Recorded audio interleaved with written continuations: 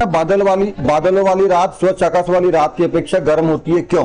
देखो, दिन में सूर्य होता है, मैं सूर्य को लेता हूं यहां बीच में, ध्यान देना, सूर्य ले लेता हूं मैं बीच में। अभी बात कर रहे हैं अपन दिन की, ये सूरज की बात हो रही है, मतलब दिन की जो बात हो रही है, रात में तो निकलता नहीं है ना, मतलब हमको नहीं दिखता।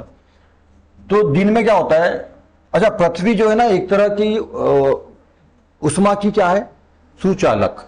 पृथ्वी उष्मा की क्या है, सुचालक। मिट्टी भी तो गर्म होती है, तो चलन हो रहा है।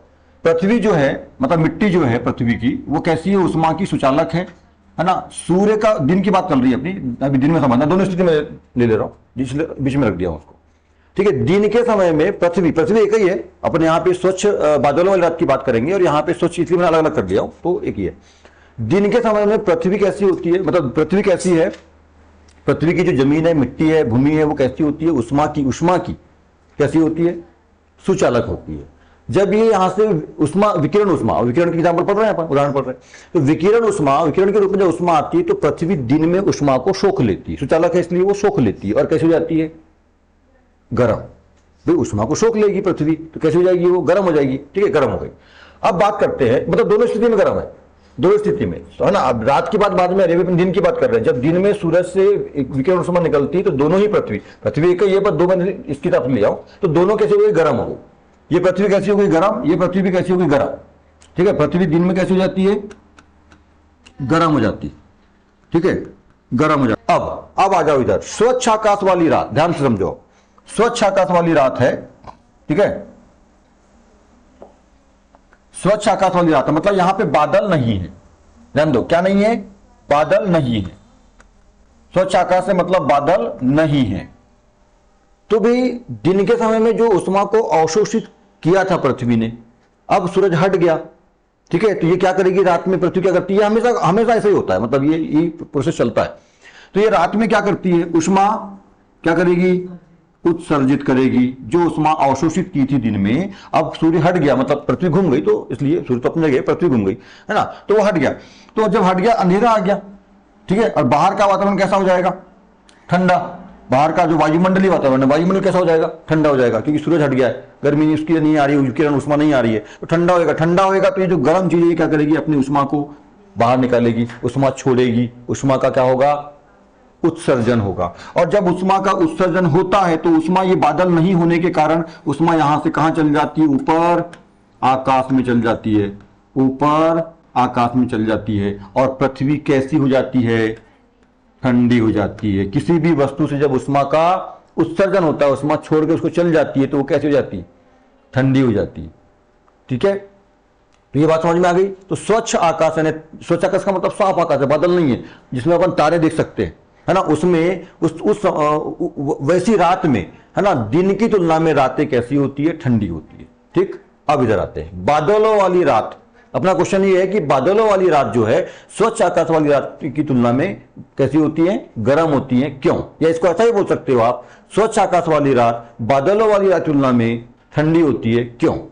दो तरह का क्वेश्चन हो सकता है, गर्म होती है क्यों, ठंडी होती है क्यों, उसको पलटा दो, ऐसा दो तरह का क्वेश्चन बन जाएगा, ठीक है। अब यहां पे बात करते हैं, भाई उष्मा को इसने अवशोषित कर लिया था दिन में, ठीक है, पर यहां पे कौन है इसके आसपास, ये आसपास बदल रहेंगे, भाई इतने लेता हूं, यहां कौन बना हुआ है, बादल है ना। बादल की रात की बात करें, बादल है।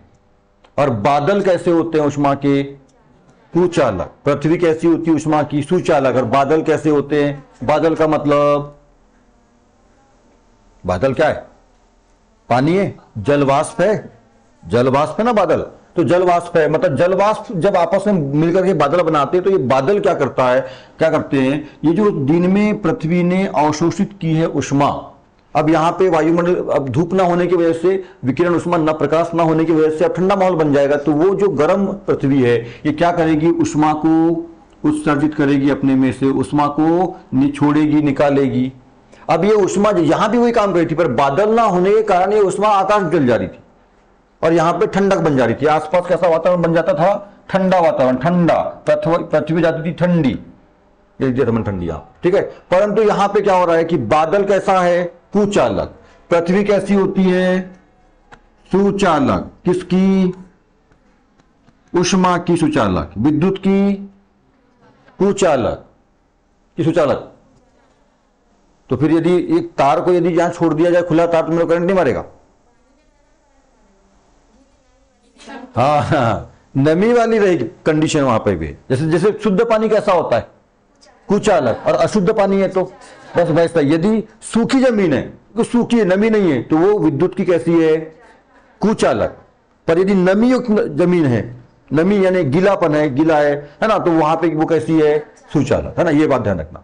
उष्मा की कैसी होती है पृथ्वी, सुचालक, पर बादल कैसा होता है, कुचालक होता है। मतलब ये जो उष्मा रात में उत्सर्जित हो रही थी, उस उष्मा को ये बादल ऊपर जाने, ऊपर आकाश में, इधर ऊपर कौन है, आकाश में, ऊपर आकाश में जाने नहीं देता, क्योंकि यहां पे बादल नहीं थे इसलिए जाने दिया था, चला गया था ऊपर। उष्मा जो है आकाश में ऊपर चली गई थी, पृथ्वी ठंडी हो गई थी, पर ये बादल कुचालक होता है, उष्मा को ऊपर जाने नहीं देता। तो उष्मा क्या होती है, वापस आ जाती है कहां पर, पृथ्वी के तल पर। सब में ऐसा होता है पूरा आसपास, ठीक है, पृथ्वी के तल पे वापस आ जाती है। और पृथ्वी के तल पे वापस आ गई तो जो पृथ्वी के आसपास का जो वायुमंडल है वो कैसा रहेगा, गर्म। कैसा रहेगा, गर्म रहेगा। और ये जो इस गर्म रहता है, और बादल वाली रात इसी कारण हमको क्या लगती है, गर्म लगती है, गर्मी का महसूस होती है, गर्म गर्म लगती है, गर्मी लगती है हमको, वहां पे गर्म महसूस होता है। समझ में आ गई बात। स्वच्छ आकाश वाली रात ठंडी होती है और बादलों वाली रात गर्म होती है। क्यों, इसका मेन कारण है बादलों का होना और नहीं होना। बादल नहीं होने से उससे तो उष्मा आकाश में चल जाती है, और जब किसी वस्तु से उष्मा निकल जाती है तो वस्तु जाती है ठंडी। पर वस्तु से उष्मा ना निकले और वहीं पे आ जाए, वहीं पे रहे, तो वो वस्तु कैसी होती है, गर्म। तो बादल उसको आर पार जाने नहीं देते हैं, क्योंकि बादल कुचालक है। उष्मा वापस कहां जाती है, पृथ्वी की सतह पर आ जाती है, पृथ्वी के वायुमंडल में आ जाती है, जो पृथ्वी सतह का वायुमंडल, वहां आ जाती है उष्मा, और इस वायुमंडल को क्या कर देती है, गर्म कर देती है, और हमको पृथ्वी पर गर्म लगता है। तो ये कारण है विकिरण का।